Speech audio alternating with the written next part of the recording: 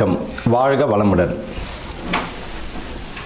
இப்போ நம்ம இந்த மாசி மாதம் பலன்கள், நட்சத்திர பலன்கள், 27 நட்சத்திரங்கள், ஒவ்வொருவரும் ஏதேனும் ஒரு நட்சத்திரங்களில் பிறந்திருப்பார்கள். ஒருவரும்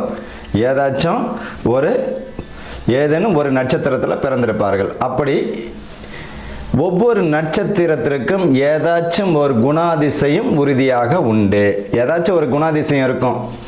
27 நட்சத்திரக்காரர்களுக்கு ஏதோ ஒரு வித்தியாசம் இருக்கும். இந்த மாசி மாதத்தில் எந்த மாதிரியான பலன்கள் இந்த நட்சத்திரக்காரர்களுக்கு நடக்க போகுது? உங்களுடைய ஜனன ஜாதகத்தில் அஸ்வினி நட்சத்திரம்னா அதுதான் உங்களுடைய ஜென்ம நட்சத்திரம். இப்போ இந்த 27 நட்சத்திரக்காரர்கள் அஸ்வினி முதல் ரேவதி வரை இந்த மாசி மாதத்தில் எந்த மாதிரியான நற்பலன்கள் நடக்க போகிறது, எதெல்லாம் நம்ம கவனமாக இருக்கணும் அப்படின்றத பற்றி தான் இந்த 27 நட்சத்திரத்திற்குரியதை பார்க்க போகிறோம். உத்திரட்டாதி அன்பர்களுக்கும் நேயர்களுக்கும் ஆனந்த வணக்கங்கள். இந்த உத்திரட்டாதி சனி பகவானின் ஆதிக்கம் உடைய நட்சத்திரம் யாருன்னா உத்திரட்டாதி தான். ஒரு காலங்களில் உத்திரட்டாதின்னு இருந்ததுன்னா பாருங்கள், அது சுப முகூர்த்தமாக இருக்கும். காமதேனு அதிதேவதை யாருன்னா காமதேனு. இந்த நட்சத்திரம் உடையவர்கள் பார்த்தீங்கன்னா நீதி நேர்மை அதிகமாக உடையவர்கள். கோபம் அதிகமாக இருக்கும். கோபத்தால் எதை செய்யணும்னு தெரியாது. வாயால் பார்த்தீங்கன்னா கோபத்தால் பேசிடுவாங்க, அப்புறம் வருத்தப்படக்கூடியவர்கள் இவர்கள் தான்.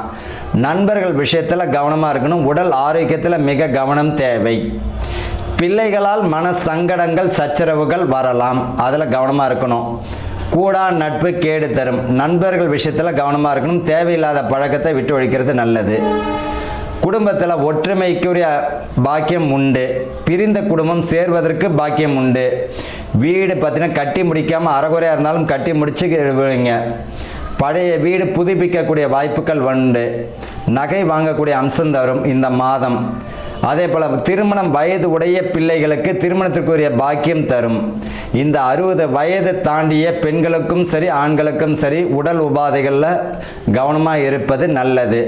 இவர்களை பொறுத்த வரைக்கும் செவ்வாய்க்கிழமை வெள்ளிக்கிழமை அசைவம் தவிர்ப்பதும் அரச மரமுடைய விநாயகர் பெருமானை வழிபடுவதும் மிக அற்புதமான பலனை தரும்.